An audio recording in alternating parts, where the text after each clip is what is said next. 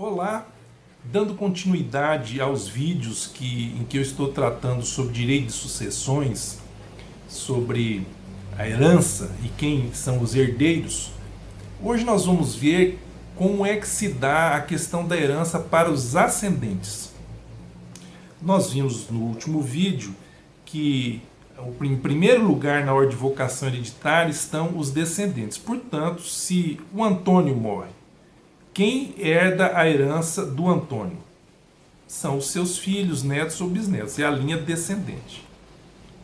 Mas se ele não deixou filhos, netos, bisnetos, ninguém na linha descendente, agora o código diz que quem irá receber são os ascendentes. Pai, avô, bisavô e assim por diante. Como é que se dá a herança? Como é que se resolve no inventário a partilha desses bens quando há somente ascendentes? Então, nesse caso, diz o código que a herança ela se biparte em linhas, uma linha materna, uma linha paterna. Portanto, se o Antônio deixou 100, 50 deve ser levado para a linha materna, ou seja, para a sua mãe, 50 deve ser levado para o seu pai, a linha paterna.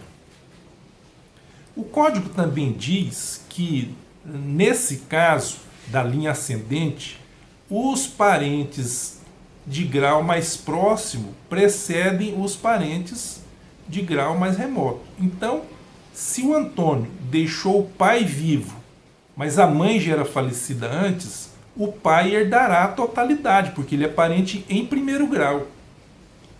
E não há, para os avós maternos, o direito de representação.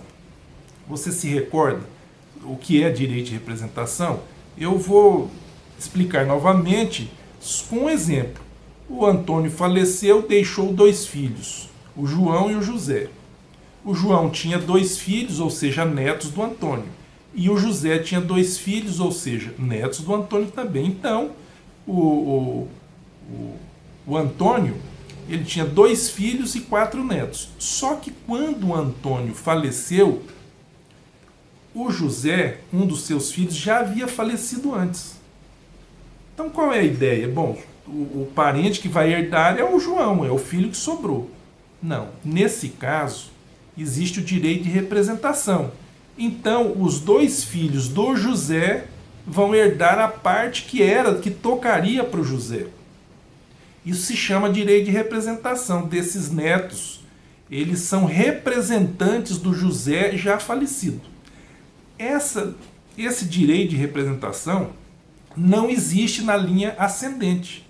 Portanto, se quando o Antônio morreu, a mãe dele já era falecida, toda a herança toca para o pai e os avós maternos nada herdam porque eles não têm direito de representação.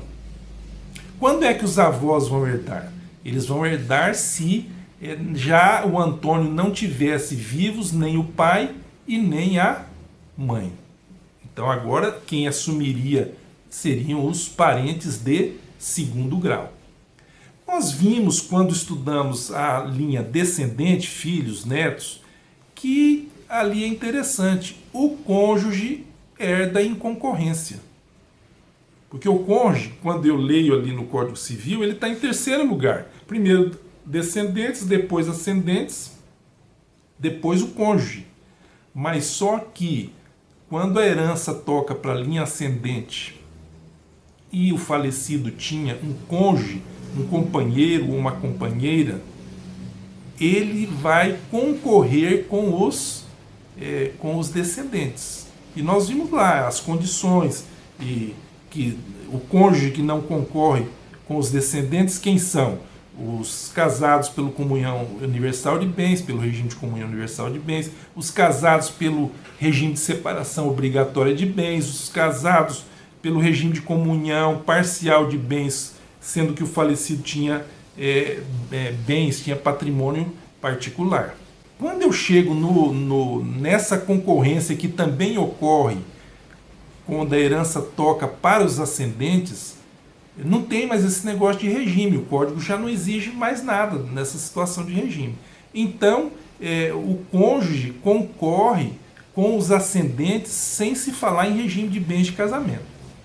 Porém, quando o cônjuge concorre com parentes de primeiro grau, o pai e a mãe do falecido, ele recebe 1/3 da herança.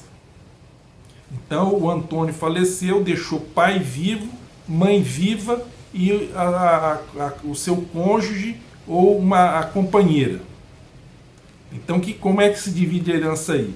O pai pega 33%, 1/3 da herança, a mãe pega 1/3 da herança e o cônjuge, a mulher ou a companheira, pega 1/3 da herança. Mas o código também faz uma ressalva. Digamos que quando o Antônio morreu, a mãe já tinha falecido.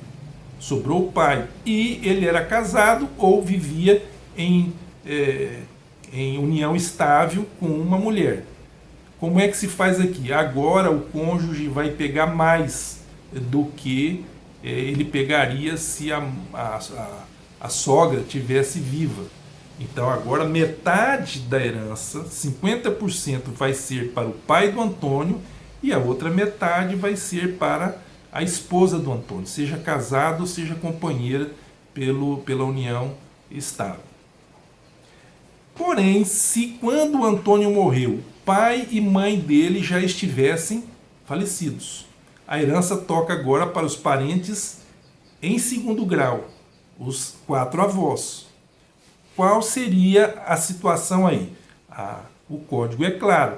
Nesse caso, o cônjuge ou a companheira fica com 50% da herança e os 4 avós dividem os outros 50% da herança. Feito isso, que a gente viu agora como é que herda a linha ascendente e viu também qual é a participação do cônjuge nessa situação da linha ascendente, quando ele concorre com o pai, avô, bisavô do falecido, agora nós temos uma pergunta para deixar colocado. E quando existe um pai sócio-afetivo ou uma mãe sócio-afetiva? O que é pai sócio-afetivo, mãe sócio-afetiva? É o seguinte, vou dar um exemplo prático, existem outros exemplos, mas só um para a gente entender. Muitas vezes uma mulher casada fica viúva com uma criança ainda na primeira infância. E nessa viuvez entra agora um novo pai para esse menino, que não é o pai biológico já faleceu. Ou até mesmo o pai biológico está vivo, vamos dizer, um caso de abandono da família, um divórcio, alguma coisa assim. E essa criança então vai passar a conviver com esse outro homem, que é o esposo da mãe dele, a gente chama de padrasto. E ele pode, depois de convivência e surge um afeto entre eles, querer que aquele pai seja realmente o pai dele. Esse é o chamado ascendente socioafetivo, porque é possível colocar na certidão de nascimento o nome do pai biológico, o nome do pai socioafetivo e o nome da mãe. Então ele tem 3 ascendentes em primeiro grau. Aí eu pergunto, nesse caso, faleceu essa criança, tornou adulto e todo mundo vivo, e esse rapaz vem a falecer e deixa um patrimônio considerável ou não interessa. Em quantas partes vão se dividir essa herança? Agora aí,